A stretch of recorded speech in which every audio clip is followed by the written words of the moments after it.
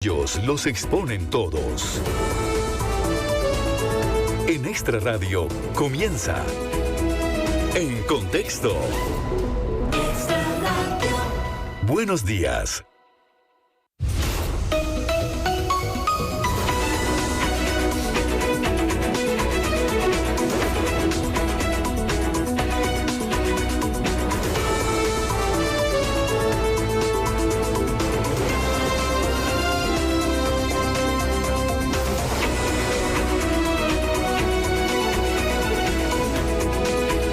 Las 10 de la mañana y 33 minutos, oyentes, ¿qué tal? Muy buenos días, bienvenidos a nuestra edición de En Contexto.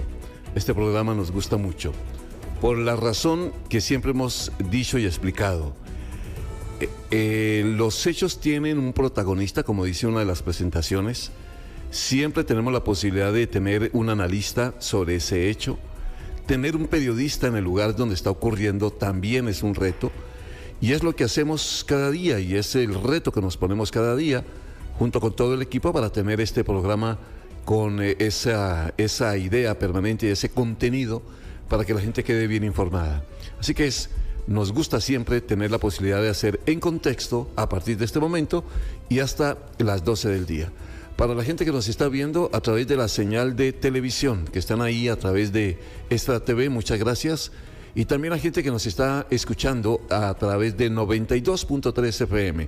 Esa es la frecuencia de Extra Radio. O las personas que también nos siguen a través de diarioextra.com.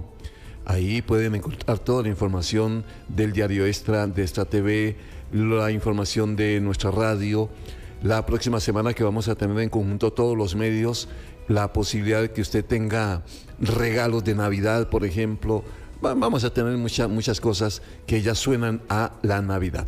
Lorena, ¿cómo vamos? ¿Cómo está?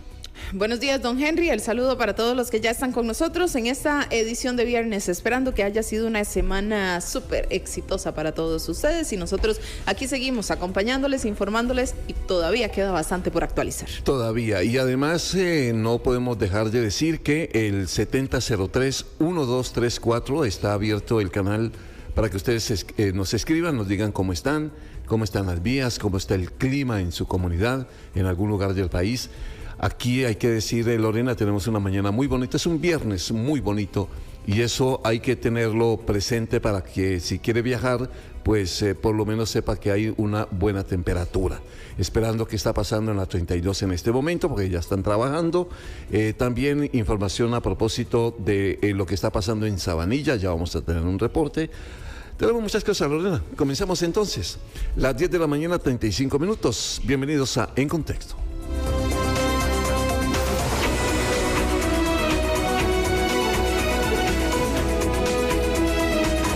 Entender cada noticia, comprender sus orígenes. Aquí ponemos todos los hechos en contexto.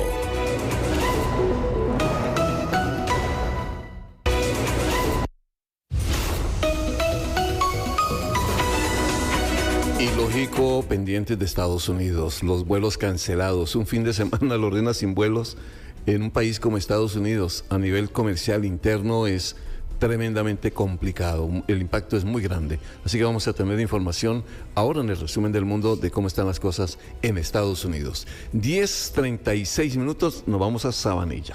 Sí, vamos con Gustavo Castro porque muy temprano les estuvimos hablando sobre los cambios viales que se iban a dar. Ya a esa hora tiene que estar habilitado ese carril central donde en cierto tramo del día tiene vía hacia una parte, en el otro tramo del día tiene dirección en vía contraria. Es decir, va a ser reversible durante las próximas horas o cada 12 horas más bien. Gustavo Castro está en el lugar y nos tiene todos los detalles. ¿Cómo está, Gustavo? Buenos días nuevamente.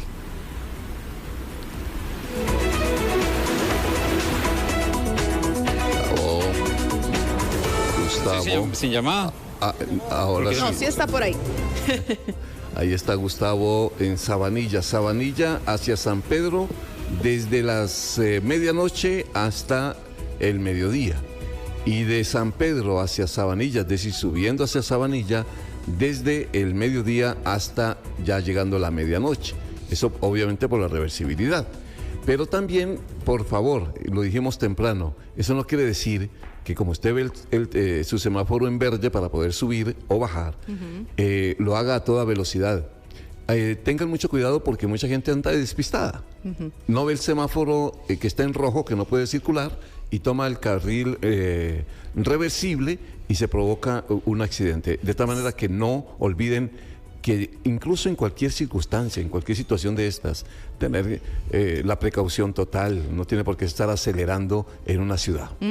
Aquí, pues lo que tenemos son imágenes, en este caso de nuestro compañero camarógrafo Diego Obando, que muy temprano estuvo por el lugar también y nos mostraba cómo estaba ya totalmente demarcada la vía, así como lo hizo un oyente igualmente temprano, la vía demarcada, los semáforos pues todavía sin encender porque no se había dado el banderazo de salida, no se sabía en qué sentido se podía transitar y bueno, ya a las 10 de la mañana se dio entonces ese encendido de los semáforos y el inicio de este carril reversible. Ahora sí con Gustavo Castro para poder tener todos los detalles sobre ese evento que hubo y cómo se ha estado desarrollando en estos primeros minutos. Adelante, Tavo.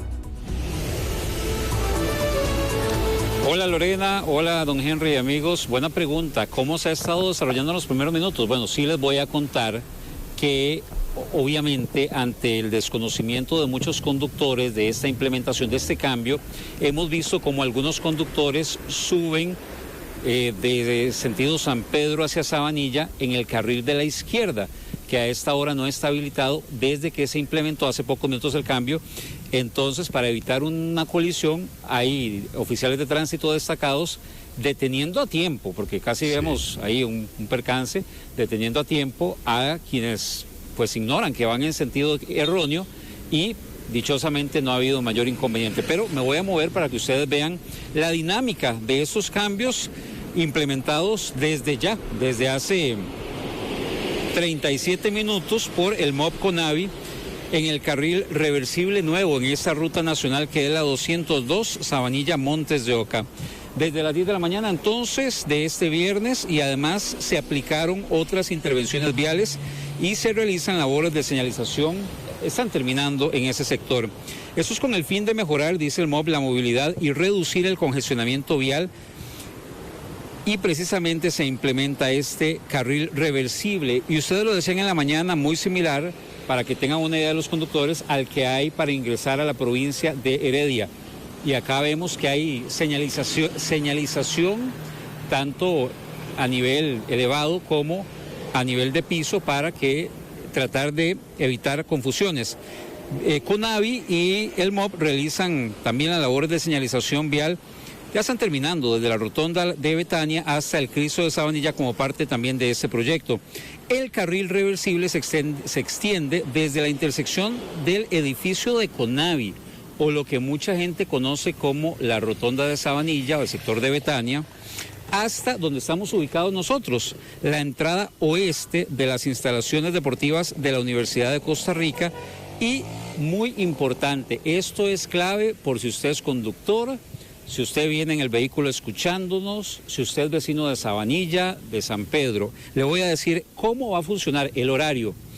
En el sentido, porque va a funcionar todo el día, pero va a tener dos variables. En el sentido Sabanilla, San Pedro, o tal vez para que se entienda un poco mejor, Sabanilla, San José, o, voy a decirlo aún más popular, bajando desde la medianoche, es decir, desde las 0 horas, hasta las 12 del mediodía. Es decir, que en 1 hora y un poquito más ya esto va a cambiar en el sentido que se está llevando a cabo actualmente.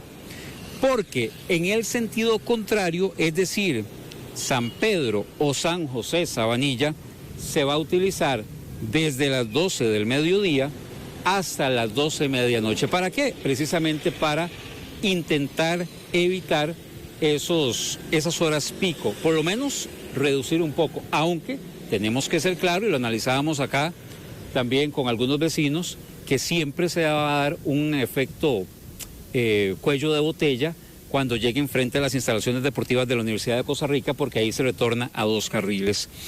Ahora, vamos a observar y a escuchar, grabamos en el momento exacto en que se puso en marcha esta implementación y de inmediato conversamos con Diego Rugama, quien es de la oficina de semáforos del MOP, para que nos explicara un poco más técnicamente esta implementación. Lo vemos de inmediato. Diego Rugama, del Ministerio de Obras Públicas y Transportes. Bueno, ha iniciado ya oficialmente. Cuéntenos un poco sobre este cambio. Bueno, a partir de hoy, como se anunció, a las 10 de la mañana empieza a funcionar el carril reversible. En este momento, el sentido del carril del centro sería de Sabanilla hacia San Pedro. Al mediodía, en viceversa, va a ser de San Pedro hacia Sabanilla. Deja de funcionar hasta las 12 de medianoche. A las 12 de medianoche vuelve a venir lo que viene de Sabanilla. Y así sucesivamente. Con esto ganamos un carril para donde hay el mayor flujo, dependiendo del horario.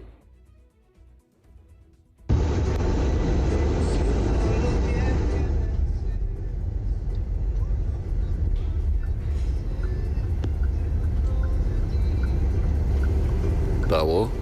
Estamos viendo imágenes de la vía como quedó señalizada. Se ve bien señalizada. Exacto. Muy bien señalizada. Tavo, usted destacó algo que nos llama la atención, lo del cuello botella, porque un oyente nos dijo eso, que el cuello botella pues obviamente genera eso, que la gente pues tenga que bajar la velocidad porque queda solo 2 carriles. Ahí sin ni modo, ¿no? Porque no hay otra manera. Así es, precisamente. Es que esta parte de la calle, desde la rotonda hasta acá, cerca de la UNED, para que haya un punto de referencia más conocido, es una calle relativamente ancha y por eso permite que se implemente este carril. Pero ya frente a las instalaciones deportivas de la Universidad de Costa Rica, ya vuelve a ser de 2 carriles y ahí continúa hasta el centro de Sabanilla, incluso hasta el Cristo, por lo cual es inevitable que ocurra ese cuello de botella, pero creemos, habrá que ver en horas pico, ese será, creo que el examen final de esta implementación en horas pico, hoy a las 5 de la tarde, Sí. Qué sé yo, el próximo lunes a las 8 de la mañana, ver precisamente cómo va a funcionar y qué tanto va a aliviar. Como parte de este proyecto, don Henry, Lorena y amigos, se ejecutó la instalación en la rotonda Betania con el objetivo de facilitar el cruce de peatones en la zona y se efectuó la eliminación del giro izquierdo y del movimiento directo de la intersección calle La Cruz. Vamos también a darle paso a escuchar las declaraciones y observarlas de la oficial de tránsito Andrea Segura, quien nos habla de que efectivamente van a también tener presencia de oficiales de tránsito en esa zona, por lo menos en los primeros días. Conductor que transite por esta zona del sector de San José a Sabanilla tiene que estar muy presente en la demarcación. Recordarles que de las 12 de la noche a 12 del día se va a mantener la accesibilidad para lo que es la salida de San José, y de 12 del día a 12 de la noche de sentido contrario. Muy importante, este método es para poder agilizar el tránsito en lo que son las horas picos de salida de entrada hacia el sector de Sabanilla. Es entonces Andrea Segura, de Policía de Tránsito precisamente, que habla un poco de la regulación que va a haber, pero sobre todo hacen un llamado explícito, específico, a que los conductores respeten a partir de este momento el sentido de esta reversibilidad que reiteramos hacia abajo, hacia San Pedro, hacia San José. Si usted viene de Sabanilla, va a ser desde la medianoche y hasta este mediodía, por ejemplo, y a partir de este mediodía y hasta la medianoche, en sentido opuesto, desde San Pedro, desde San José hasta Sabanilla de Montes de Oca. Es el detalle, de momento aquí relativamente tranquilo el detalle. Precisamente no se han dado percances, aunque sí algunos sustos de personas que tal vez estaban acostumbradas a subir en el carril de la izquierda, no se percataron de la rotulación, de los semáforos que se instalaron, no se percataron por algún motivo de la presencia de oficiales de tránsito y tomaron ese carril, pero dichosamente estaban debidamente colocados y estratégicamente oficiales de tránsito para decirles: no, deténgase, pásese a la derecha, porque ahora, a esta hora por lo menos, y hasta el mediodía, los vehículos que vienen de Sabanilla a mi espalda pueden bajar con tranquilidad por su carril derecho y por el carril central, que se convierte a partir de esta fecha en el carril reversible. Para todos los vecinos de Sabanilla, de San Pedro, Vargas Araya, Cedros y todos los sectores acá cercanos para que estén al tanto de esta variante y evitar cualquier tipo de complicación. Muy bien, Gustavo, gracias por este reporte. Estar pendiente de lo que usted dijo ahora, el hecho de que la gente todavía no sabe que está el carril, que puede seguir subiendo al momento que quiere. No, eso tiene unos semáforos. Por favor, ténganle cuidado al semáforo, ver qué tipo de semáforo tiene en este momento. Pero es muy claro que obviamente en este momento tienen la vía, tienen la posibilidad solamente los que están bajando, los que van para San José, como bien lo explicó Gustavo. Gustavo, muchas gracias.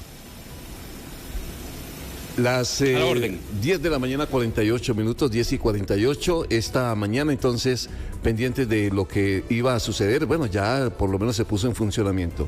La otra vía de la que estamos muy pendientes, estamos esperando incluso que nos envíen, Lorena, alguna imagen por parte del Ministerio de Obras de cómo se está realizando el trabajo, si es que lo están realizando ya, se supone que sí, en la Ruta 32. Sí, es que nosotros preguntamos si había posibilidad de dar cobertura a todo este trabajo que se iba a realizar, que decíamos podía ser bastante interesante, ¿verdad? Del momento de la demolición, de dinamitar parte por parte, porque tampoco, ¿verdad? Es que le van a poner un montón de dinamita y una explosión grande y hasta ahí. Abajo. Exacto, no, hay que hacerlo con muchísimo cuidado, ¿verdad? Entonces, sobre este proceso, pues queríamos tenerles en detalle las imágenes. Sin embargo, pues nos dijeron que por tema de seguridad no se permitió el ingreso de los medios de comunicación, así que esperaremos ya que nos hagan el reporte desde el Ministerio de Obras Públicas y Transportes, pero importante entonces, se mantiene cerrada la Ruta 32, se espera que estos trabajos puedan extenderse durante hoy viernes, sábado y domingo, así que esperaremos el lunes. Un oyente desde Pital de San Carlos nos envía un video de cómo está Pital a esta hora, don Henry, muchas gracias. Y sol pleno, Lorena. No nos han reportado hasta el momento algunas lluvias en algún lugar.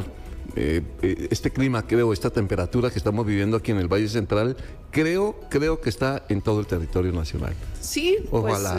Pues háganos el reporte para que nos cuenten y nos saquen de esa duda. Sí, porque creo, estoy leyendo los mensajes y no, por lo menos no hay reporte de lluvias a esta hora de la mañana. Las 10:49 minutos, también como pues a nivel informativo, durante todos estos días que hemos estado informando del caso Traición, lo que va a generar mucho interés es reportar lo demás. Guillermo Pastor Ovares, allá en Pérez Celedón, qué tierra más bonita. Pero claro, debe estar haciendo mucho calor, porque aquí en el Valle Central, don Guillermo está bien caliente. Ese es el reporte que nos hacen los oyentes a esta hora. El Ministerio de Salud, y téngalo en cuenta por favor, porque estamos hablando que hoy viernes ya tiene la jornada de la vacunación contra fiebre amarilla. Hay escasez y eso preocupa mucho a las autoridades de salud. La información la tiene Daniel Suárez a esta hora. Ante una nueva escasez de vacunas contra la fiebre amarilla en las farmacias privadas, el Ministerio de Salud anunció que realizará una triple jornada para inmunizar a las personas que tienen programados viajes a Colombia y aún no cuentan con esta protección. Para esta ocasión, las personas que podrán acceder a las 1.500 citas que se liberarán a partir de mañana serán aquellas que tengan un tiquete comprado entre el 15 de noviembre y el 15 de diciembre de este año. Vamos a tener 3 jornadas de vacunación. Nuevamente en el Estadio Nacional, en La Sabana, de 8 de la mañana a 2 de la tarde, con una disponibilidad de 500 citas por día. Viernes 7 de noviembre a las 2 de la tarde se va a liberar el formulario que ya ustedes tradicionalmente conocen para poder agendar su cita. ¿Para cuándo? Para el próximo lunes. En el caso de las farmacéuticas privadas, el ministerio espera que puedan volver a recibir dosis a finales de este mes, ya que el volumen de viajeros entre Costa Rica y los países más afectados por la enfermedad aumentará en el cierre de año. Ellos nos informan el viernes anterior que ya el desabastecimiento de la vacuna puede darse ya a partir de la otra semana. Es ahí donde tomamos la decisión de realizar esta vacunación. Nos indica en la Cámara de Salud que entrarían 25.000 vacunas de fiebre amarilla más o menos entre la tercera o cuarta semana de noviembre. De momento, el país solo reporta un caso positivo por fiebre amarilla. Se trata de una paciente estadounidense que ingresó al país desde Perú y no contaba con la vacuna. Son las 10 de la mañana, 54 minutos, estamos en Contexto, hablando de temas de salud. Lorena, ¿hay una información nueva sobre caracol? El caracol gigante. El caracol enorme. Africano. ¿Y qué pasó? Del que estuvimos hablando desde la semana pasada. Recordemos que el primer hallazgo se dio en Mercedes Sur, en Heredia. Inspecciones que han estado realizando desde el servicio fitosanitario permitieron identificar que también hay otros establecidos en San Lorenzo. Esto es ahí cerquita, poco más de 1 kilómetro del primero. La recolección de caracoles en ambos lugares ya ronda los 2,000 durante estas labores de inspección que se realizaron esta semana como parte del protocolo. Pues el personal encontró casi 300 caracoles de tamaño considerable en 5 propiedades en San Lorenzo, ubicadas en una zona residencial cerca a áreas de producción agrícola de tomate, de café y áreas de pasto. Según los especialistas, pues podría ser más bien el punto inicial de contaminación. Así lo explica de hecho Nelson Morera, quien es director del servicio fitosanitario, porque ya este nuevo hallazgo les está entregando otras informaciones. Y de hecho también en imágenes en pantalla tenemos, para dimensionar un poquitito mejor, lo hemos dicho y hemos tratado de entender un poco el tamaño que tiene este caracol africano gigante, y creo que esta es la imagen que más da cuenta, ¿verdad? Si usted la toma con la mano, como nos decía el otro día don Nelson, prácticamente le queda al tamaño de la palma de la mano, ¿verdad? Entonces, bueno, no hay que agarrarlo, aquí son los expertos que lo tienen con guantes por aquello, ¿verdad? Sí. Pero sí, prácticamente podría tener el tamaño de la palma de la mano. Nelson Morera es director del servicio fitosanitario.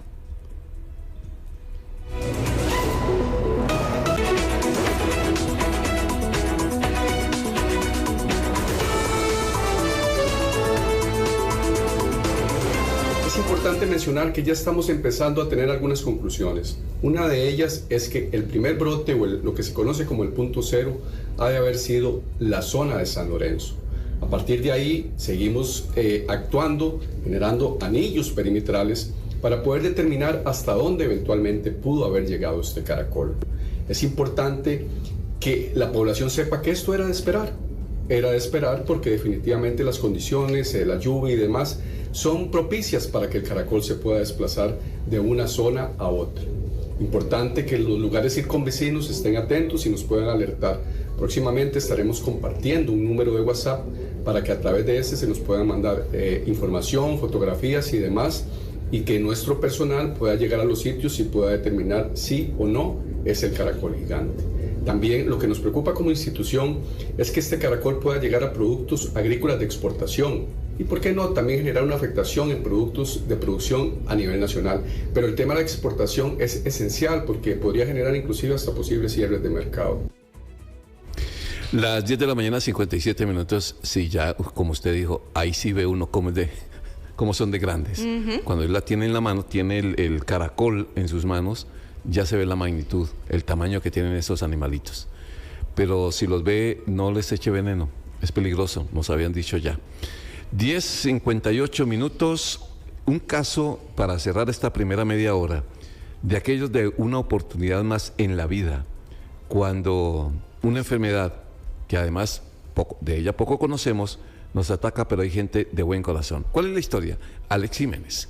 En el año 2017, Costa Rica conoció la historia de Dani, un niño de tan solo 11 años, quien desde que tenía año y medio fue diagnosticado con una rara enfermedad que le impedía producir glóbulos rojos. ¿Cuál era tu enfermedad y además cuál era tu realidad como niño? Porque te diagnostican al año y medio, pero hasta los 11 años y un poquito más, tu vida transcurrió en los salones de un hospital. Fui diagnosticado con una anemia de Diamond-Blackfan. Esto fue diagnosticado después del trasplante en Estados Unidos, ya que aquí en Costa Rica no habían las herramientas para diagnosticarlo. Esto se refiere a que había una afectación en la producción de mis glóbulos rojos. No producía glóbulos rojos del todo. Entonces, esta enfermedad se manifestó al año y algo.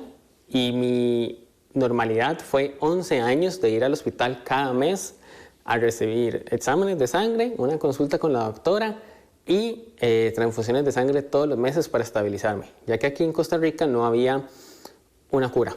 En todo el mundo solo se han identificado 1000 casos como el de Dani.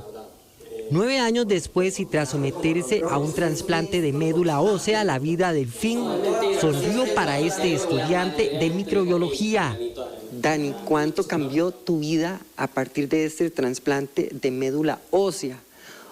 Hoy eres un chico, como muchos otros, afortunadamente estudiante de segundo año de la carrera de microbiología, pero ¿cuánto cambió tu vida? En ningún momento he dejado de ir al hospital, sigo yendo al hospital el día de hoy, pero tengo citas cada 4 meses. O sea, de estar yendo mes a mes a ver a los doctores, a verme cada 4 meses, ¿verdad? Yo volví a Costa Rica con 12 años, ya con medicinas y con todo, pero ya no era la normalidad de que tengo que ir al hospital a que me hagan una transfusión de sangre. Ahora tengo que ir a que me digan su médula está bien, ¿verdad? Fue un cambio 180, 100%, y mejoré mucho. O sea, la verdad es que me empecé a sentir bien, ya no tenía problemas de movilidad, o sea, ya podía correr, ya podía hacer todo, podía empezar a jugar más. En esta historia de vida, la solidaridad del pueblo de Costa Rica con la campaña Un Rojo por Dani dio los mejores resultados. Otorgó una oportunidad de vida a aquel niño quien pasó sus primeros 11 años de vida entre citas y transfusiones. Costa Rica sin duda alguna es un pueblo solidario y eso quedó demostrado porque Costa Rica entera se volcó a favor de la calidad de vida de Dani. Un Rojo por Dani, me acuerdo. ¿Qué opinas de los ticos? Uno lo ve, uno dimensiona de que Costa Rica es un país pequeño, ¿verdad? Y mucha gente lo puede ver mal. Pero estas cosas demuestran que eso no significa que sea malo, es algo bueno porque tenemos más unidad, ¿verdad? Y yo creo que se ve perfectamente en este caso porque la gente simpatizó y dijo, es un chiquito, ¿verdad? Al final y al cabo, yo nunca decidí tener una enfermedad, es algo genético, nací con ello y que se manifestara después no es mi culpa, o sea, ya nada que hacer. Y la gente simpatizó y dijo, hay que intentar darle una segunda oportunidad de vida. Y yo al día de hoy agradezco 100% y el hecho de que yo pueda estar aquí hoy y decirle a usted que si tiene que pelear por algo, siga adelante, que no se rinda. Todo tenía un propósito. Dani y su familia hoy representan una asociación que busca mejorar la calidad de vida a quienes necesitan de un trasplante de médula.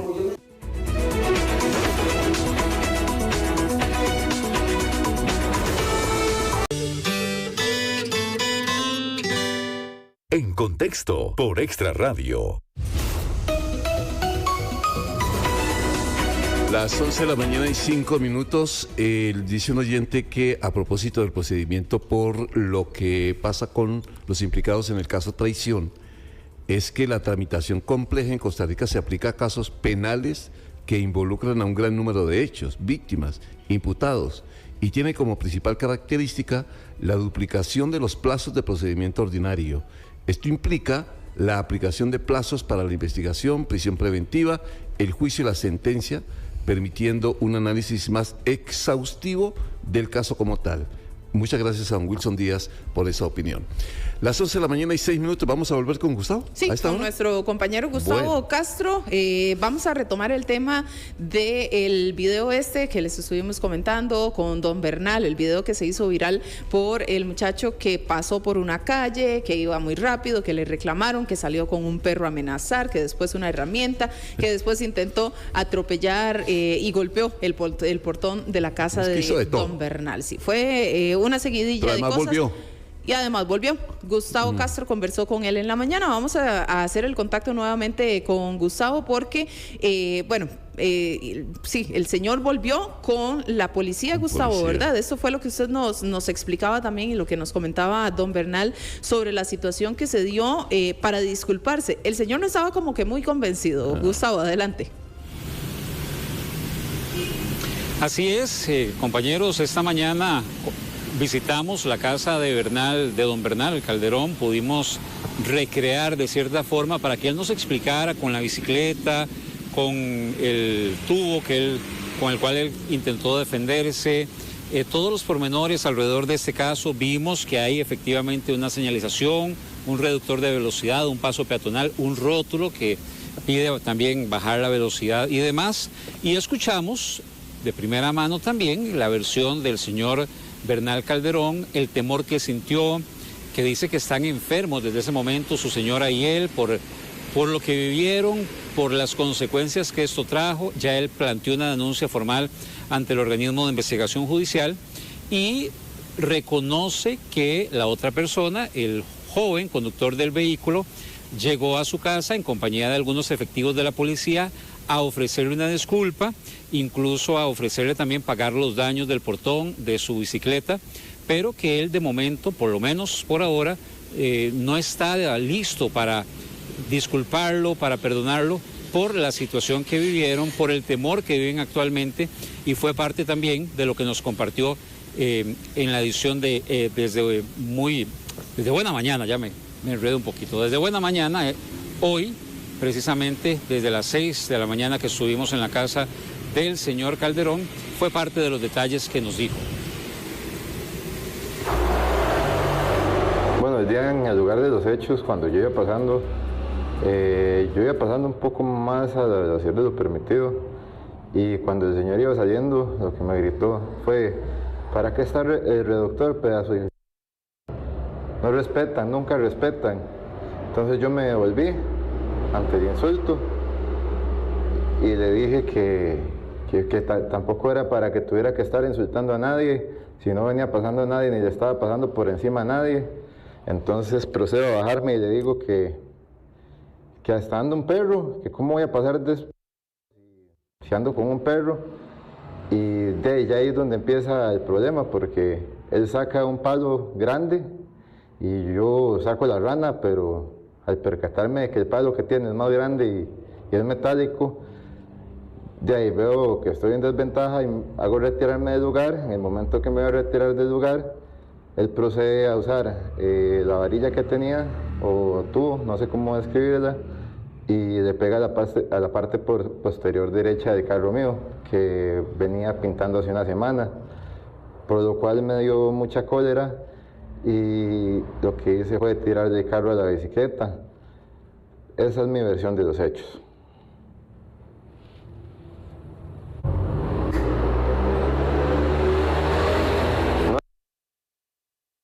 Bien, entonces escuchábamos el complemento de esta información o de este caso, porque siempre nos interesa escuchar todas las diferentes aristas, buscar el balance de la información. Este joven que ustedes observaban y escuchaban en identidad protegida, como él lo solicitó por lo delicado del caso, de manera ficticia la llamamos Carlos. En estas declaraciones que usted va a ver primero acá a través de Grupo Extra, acá a través de Extra Radio en Contexto y a través de Extra TV, donde estuvimos insistiendo en que lograr tener ambas versiones. Temprano tuvimos la del señor Calderón con su punto de vista sumamente respetable, y ahora generamos ese balance escuchando también sumamente respetable la versión de este joven que, reiteramos, a quien en identidad protegida llamamos Carlos. Algunos detalles él dice en parte de la entrevista, porque fue pues un poco más extensa, extrajimos un segmento para tener su voz en contexto, pero en primera instancia, don Henry Lorena y amigos televidentes y radioescuchas, él dice que nunca quiso hacerle daño al caballero, al residente de la vivienda. Reconoce que es paciente psiquiátrico, se disculpa y ofrece arreglar los daños. Y otro aspecto, denuncia que pidió ayuda en el hospital psiquiátrico, pero que no fue atendido por no tener seguro al día, y por eso hace un llamado a mejorar la atención en cuanto a la salud mental en el país, un tema que sin duda ha sido recurrente. Sí dice, sí reconoce que se salió de control, pero según sus palabras, nunca quiso hacerle daño ni al señor Calderón ni a ninguna otra persona, compañeros. Sí, Gustavo, claro, obviamente que en el tema de salud mental nadie se puede meter, obviamente, porque eso ya es dejar en manos de un profesional. Pero claro, si uno quisiera, Gustavo y Lorena y oyentes y televidentes, es que obviamente defenderse después de ver qué pasa, sí, a toda velocidad, por el reductor de velocidad, ya cualquier argumento pues va perdiendo valor. Ahora, valor tiene el que va y pide disculpas, eso hay que destacarlo. ¿Por qué no? Sí. Yo cometo un error y veo que, ¿por qué me excedí? ¿Pero por qué traté a esa persona así? Voy a ir a pedirle que me disculpe. Y el hecho de que él dice que fue a buscar incluso asesoría o ayuda médica en un sitio especializado y no lo atendieron, también tiene muchísimo valor. No sé, Gustavo, ¿por qué no escuchamos la parte del señor que fue agredido en la mañana cuando conversó con usted? Podemos escuchar buena parte de lo que él dijo para que tengamos todo el contexto. Escuchémoslo.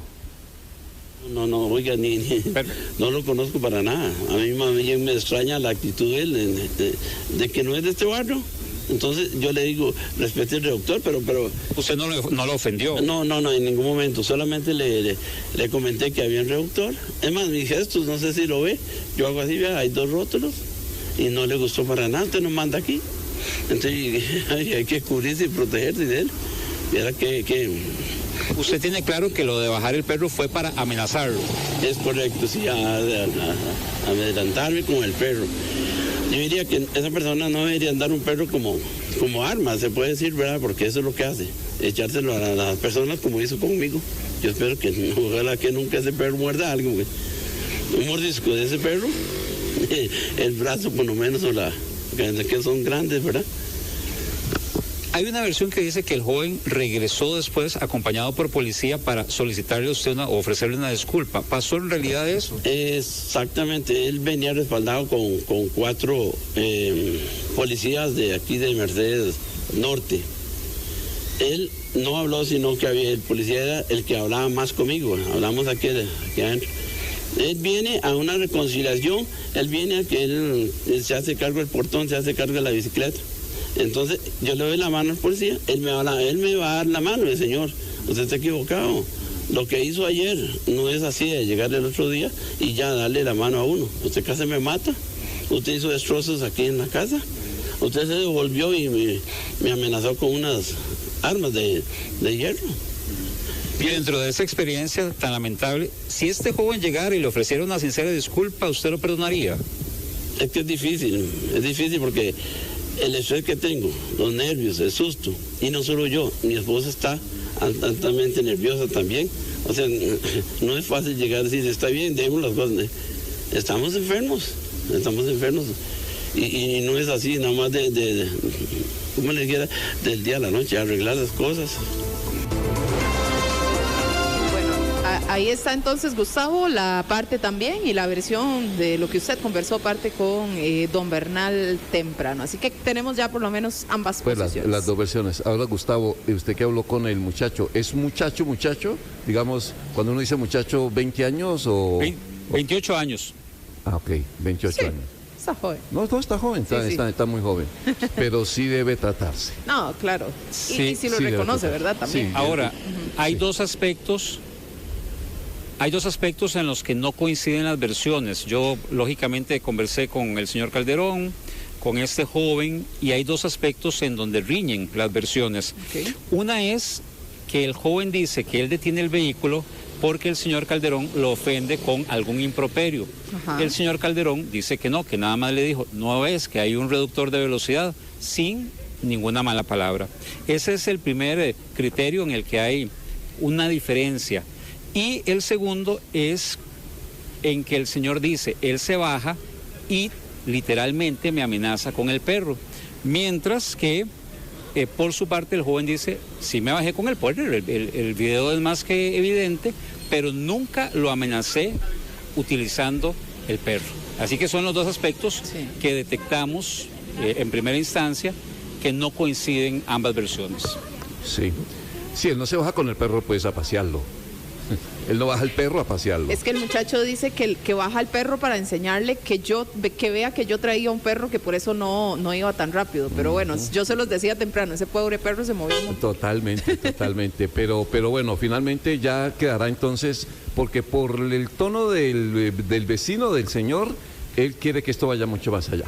Sí. ¿Verdad, Gustavo? Él quiere que no es solo darle la mano, que esto tiene que haber, porque hay un portón dañado, la bicicleta, el estado de salud de ellos, de nervios, como dice él, y su esposa, pues eso también pues tienen que valorarlo en algún momento de la conciliación, si es que se llega, o en el proceso, si llega a desarrollarse un proceso como tal.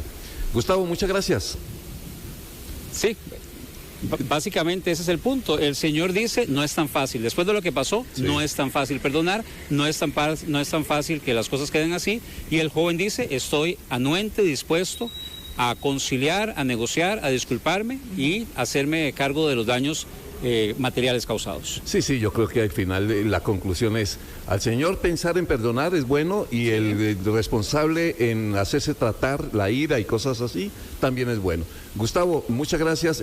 Veo mucho sol, está bonita la temperatura. No, está bellísimo. Estamos todavía en el hermoso cantón de Montes de Oca, en mi tierra, en Sabanilla. Aquí crecí. Un lugar muy lindo, en serio, porque es como una variable entre el sol, que está fuerte, y una brisa sumamente agradable, ya acercarnos al mediodía. Entonces está siendo un viernes espectacular, don Henry. Qué bueno, Gustavo, y muchas gracias por el trabajo durante esta semana con nosotros, primera semana que estamos cumpliendo, de usted prestándonos este servicio suyo profesional a las ediciones de Buena Mañana y En Contexto. Y creo que la pasamos bien, Gustavo, la pasamos bien en todo sentido, a nivel profesional, el hecho de conocer las historias. Un enorme placer. Muy amable, Gustavo. Las 11 de la mañana, 19 minutos, algo sucedió, vamos a esperar más información en el sector de Los Ángeles, Chires, eso es en Puriscal, Lorena. Es que hay una versión, de hecho hay un reporte también de la Cruz Roja, aparentemente hay una persona muerta, pero vamos a esperar a ver qué fue lo que sucedió. Se está hablando incluso de una balacera en ese sector. Repetimos, en la zona de Puriscal. 11 de la mañana, 19 minutos.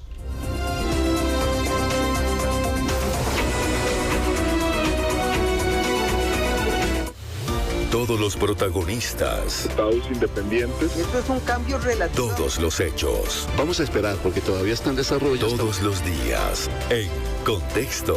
Para comprender la actualidad. Del lunes a viernes desde las 10:30 de la mañana. En Contexto. Otro producto del Grupo Extra. El mundo antes del mediodía. Los hechos internacionales en Contexto.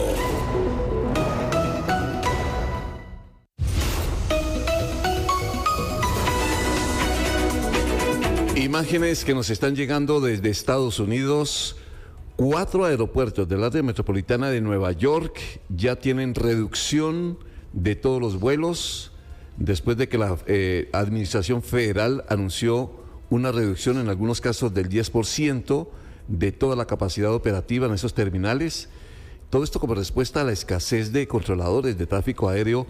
No hay en estos momentos, y algunos que están trabajando lo están haciendo bajo un nivel de estrés.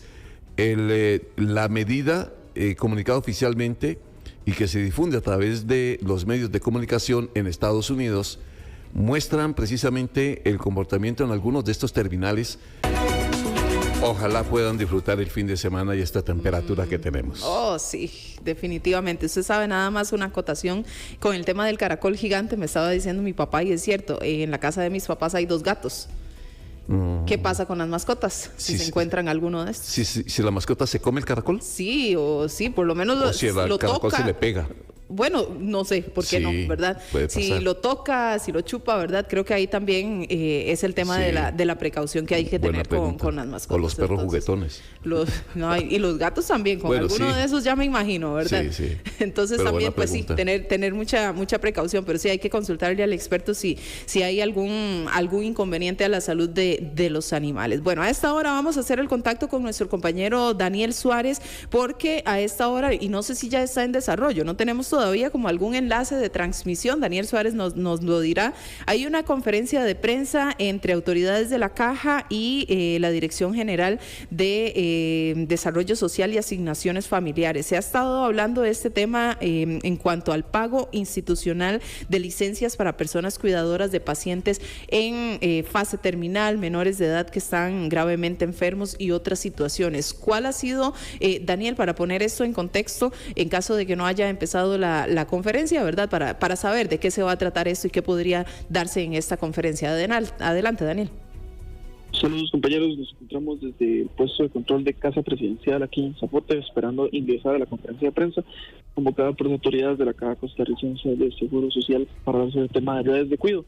Afuera de Casa Presidencial se encuentra un grupo de personas manifestantes quienes reclaman la no convocatoria del proyecto de ley que en teoría permitiría el traslado de estos recursos. Para tener un contexto, hace un mes aproximadamente, a principios de octubre, la Caja informó que se quedó sin fondos provenientes del Fondo de Desarrollo de Mujeres Pulsar, los cuales son trasladados para poder pagar estas licencias de cuidado, ¿verdad? Al quedar sin recursos, estas personas reclaman que desde agosto no se les está pagando lo correspondiente por cuidar personas en estado grave, ¿verdad? Pacientes que requieren un cuidado especial. Y hace como una semana, 2 semanas más o menos, la Junta Directiva de la Caja aprobó un presupuesto extraordinario para poder dotar estos recursos. ¿Cuál es el problema? Que la Contraloría negaría este traslado porque la ley permite solamente un 0,5% del presupuesto de FODESAP para ser destinado en esa licencia de cuidado. Entonces, ¿qué quiere decir esto? La plata hay, sin embargo, este dinero no se puede utilizar porque la ley lo imposibilitaría. Actualmente está el proyecto de ley en la Asamblea Legislativa que permitiría el traslado de estos recursos porque reformaría y diría que en ocasiones extraordinarias se pudiera trasladar más del 0,5% o incluso que los recursos puedan provenir de diferentes instituciones. Sin embargo, el Poder Ejecutivo no quiso convocar el proyecto de ley, que es el reclamo que hacen los diputados esta semana, principalmente de Frente Amplio, Jonathan Acuña, y el reclamo que hacen las personas que están aquí afuera de Casa Presidencial. Este lunes el presidente sale a recibir a los manifestantes porque durante toda la semana han estado aquí afuera de Casa Presidencial reclamando por el impago de su licencia, y el presidente sale y lo que hace es excusarse y reclamar que la plata está, pero la contabilidad que no la quiere pasar. Sin embargo, como les comentaba anteriormente, la plata hay, pero la ley es la que lo impide. Entonces ahí está el dilema. Si el traslado de la ley, si el traslado de la plata no se puede hacer por impedimento legal, lo más conveniente en estos momentos sería poder trasladar los recursos. Claro. Esa es una de las preguntas que tenemos para ahorita la conferencia convocada por la Caja, y esperamos también que haya autoridades del Ministerio de Trabajo que son las que administran el tema de los dineros de FODESAP. Entonces, en ese momento ya estamos ingresando a Casa Presidencial, esperando a que inicie la conferencia y que puedan saldar todas estas dudas, porque sí queda ese interrogante, porque claro, la plata no se modifica, no se convoca el proyecto de ley para poder modificar y poder permitir el traslado de estos recursos y pagar a licencias de cuidado que, según dicen, no se pagan desde agosto de este año. Exactamente, porque tienes razón, Daniel, el montón de preguntas que hay, incluso en redes sociales se ha cuestionado mucho porque el presidente, cuando salió a atender a las señoras que estaban haciendo la protesta, dice que ya la plata está, pero el propio ministro del Trabajo dice, no, esto entregar la plata depende de que se modifique en la Asamblea Legislativa con una ley que no ha sido presentada, que no ha sido debatida porque el presidente no la ha presentado, el gobierno, y obviamente queda en el aire todavía la gente que se dedica a esto, a cuidar enfermos, haciendo la pregunta por qué la plata no ha llegado si ya está aprobada. Daniel, esperemos a ver qué respuesta tienen ellos. Claro, compañeros, también es importante buscar qué justificación van a dar, porque es la primera vez que históricamente ocurre esto. De hecho, las manifestantes dicen es que fue un recorte que hicieron el presupuesto de este año y por eso no están los recursos. Entonces hay que ver de dónde sale ese recorte, porque es que la plata no alcanzó este año, y ver la justificación por la cual no se convoca el proyecto de ley que permitiría pagar la licencia. Claro, porque obviamente que queda en la mitad la palabra del presidente. Si ya la plata está, ¿por qué no se la han dado? Y la palabra, obviamente, de la gente que dice, pero no ha llegado el dinero, necesitamos el dinero. Daniel, esperemos alguna explicación. Y muchas gracias.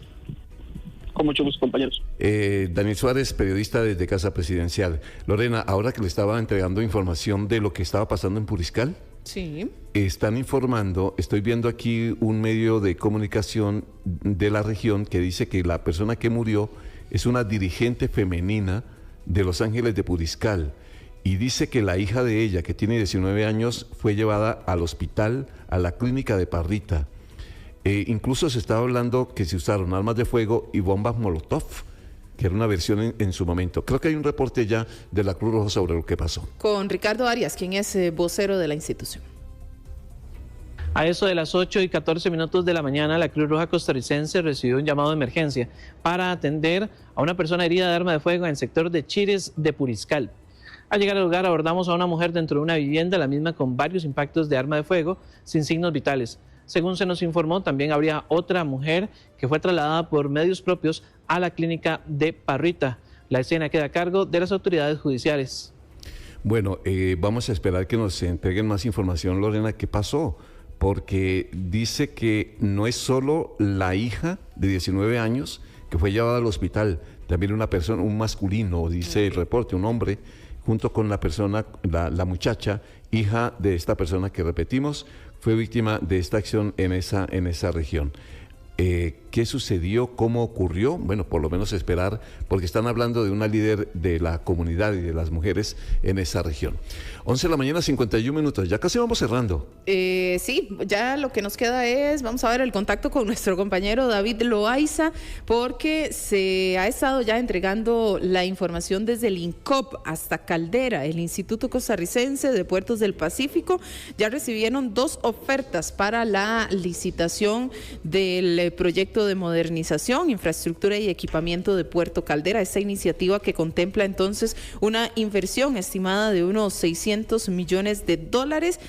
Pues vamos a esperar también para tener entonces el detalle de nuestro compañero David Loaiza, que ha estado en la cobertura de esta presentación. Entonces, 2 ofertas que que recibe el INCOP para el tema de la modernización de Puerto Caldera, y que de hecho pues hemos hablado bastante de esto, sobre cuánto ha perjudicado en el tema de comercio a nivel nacional. Sí, estas conferencias uno no sabe a qué horas terminan, ¿no? Porque usted programa todo el guión de trabajo y tiene que dejar, supuestamente empieza a las 11. Esta estaba para la convocatoria estaba para las 10, pero después resultó que era el tema por el proceso de entrada a Caldera. Que es engorroso. Nos dijeron después que estaba como para las 11 y resto. Bueno, al final lo que hicieron parece ser, según me mencionaba pues David, era como algún tema de pregunta-respuesta. Bueno, y la conferencia con Daniel estaba programada para las 11:30, posiblemente dará inicio entonces a las 12 mediodía. Sí, vamos a esperar entonces que haya algún reporte desde Caldera. Es que el ingreso al ingreso pues a Caldera no es fácil. El proceso para usted registrar equipos se lleva su tiempo. Ok, bueno, vamos a hacer el contacto entonces con David Loaiza para que nos pueda hacer un reporte entonces sobre esa situación que se dio allá en la mañana. Adelante, David. El proceso constructivo de Puerto. Buenos días, compañeros. En efecto, aquí estamos, ¿verdad?, todavía con preguntas por parte de el presidente ejecutivo del INCOP, encargado del manejo de este proceso licitatorio. De acuerdo a la información que nos compartieron aquí desde el INCOP, en la Junta de Turismo en Punta Arenas, que es donde se llevó a cabo todo este acto protocolario, hay 2 ofertas. Una de ellas, destaca, digamos, la oferta del consorcio Sunset, donde está APM Terminals que administra actualmente el puerto de Moín. Lo estamos escuchando, David. Le entendemos. Hay en este momento 2 ofertas. Una de ellas es de AMPM. 2 ofertas, es correcto. APM. Una de ellas es de APM. Ajá, una de ellas es de APM en consorcio con otra empresa. El consorcio como tal es el consorcio Sunset, es como le llamaron. En este momento estamos aquí con un diputado de la República que nos va a dar unas cuantas palabras, ¿verdad?, sobre esto y la importancia que tiene esta modernización, ¿verdad?, del puerto para la provincia de Punta Arenas. Claro, como diputado de la República y presidente de la Comisión Punta Arenas, es un honor venir a participar de uno de los actos más significativos que va a transformar el puerto de Punta Arenas, la última actividad económica de los siguientes 30 años, donde desde el plenario legislativo hemos hecho un control político siempre serio, fuerte y adecuado para poder llegar a este punto donde hoy se reciben 2 empresas que vienen a realizar una oferta para la administración del puerto de Caldera de los siguientes 30 años. Preocupante porque no se habla, bueno, sé que es nada más el recibimiento de las ofertas, pero no se habla de la transición, cómo va a estar esta transición desarrollada, cuáles son los planes que ha tenido INCOP de no darse efectivas las ofertas, qué va a pasar en ese interín, y eso pues me deja alguna preocupación, pero siempre y cuando llevamos la esperanza de que estas ofertas que se plantearon el día de hoy sean lo que Punta Arenas y Costa Rica necesita para la operación de uno de los puertos más importantes en el Pacífico. ¿Cuál es ahorita, verdad, la situación de Puerto Caldera en estos momentos en Costa Rica y la necesidad de esta modernización, verdad, de la planta? Bueno, este es un puerto granelero utilizado para múltiples propósitos, ¿verdad? También tiene hierro, lo explicó el presidente ejecutivo, atún, carga de contenedores, entre otros, y el puerto ya colapsó, ya llegó a su vida útil, está debidamente colapsado. A la par del puerto, alrededor del puerto, hay un decreto de zona de protectora que paralizó toda la actividad alrededor del puerto y eso es preocupante. Entonces, desde el Poder Legislativo nosotros construimos un proyecto de ley de desafectación del área protectora alrededor del puerto que le permita al puerto ampliarse, que le permitan esos accesos que necesita hoy el puerto para la salida y el ingreso de vehículos de la carga, también sea hoy una realidad. Y pues para nosotros como puntarenenses es muy importante que en este nuevo pliego de condiciones, en este nuevo pliego de concesión, vaya protegido los intereses de nuestra nación, vayan protegidos las inversiones que se vayan a hacer del puerto para que sea un puerto operativo y eficiente. Muchísimas gracias, don Carlos. A la hora, muchas gracias. Con esto, compañeros, ya está terminando, ¿verdad?, la actividad aquí desde la Junta de Turismo en Punta Arenas. Recapitulando un poco, dos ofertas, una de ellas el consorcio Sunset, donde figura APM Terminals, que actualmente maneja el puerto de Moín, y ahora las autoridades informaban que este es un trabajo que se requerirá hasta 600 millones de dólares, o es lo presupuestado en estos momentos, y que posteriormente la Junta Concesionaria estará revisando las ofertas para poder determinar cuál de las dos empresas que realizaron este proceso de licitación estarían recibiendo la adjudicación. Sí. Muy bien, David, muchas gracias. Ahí está Lorena, oyentes y televidentes, es David Loaiza en vivo desde Punta Arenas, desde Caldera.